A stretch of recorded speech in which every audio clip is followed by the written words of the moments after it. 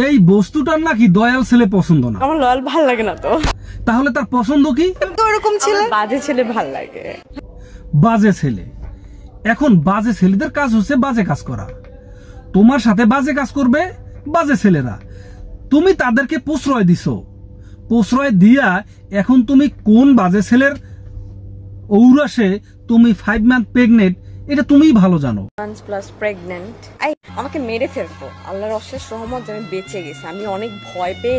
এখন তুমি একজন আভিজাত্য ছেলে, একজন বড়লোক বাবার ছেলে, আলিশান বাবার ছেলে, তার ছেলেকে তুমি এখন কট খাওয়াইতে চাইতেছো।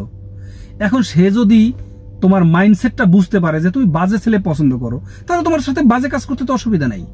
এখন তুমি সালিশির দ্বারস্থ হচ্ছ, তুমি আদালতের দ্বারস্থ হইতেছো, তুমি নিজেকে উপস্থাপন করলা, নিজেই সাক্ষাৎকার দিয়ে বললা যে আমার বাজে ছেলে পছন্দ, আমার লয়াল ছেলে পছন্দ না। তো বাজে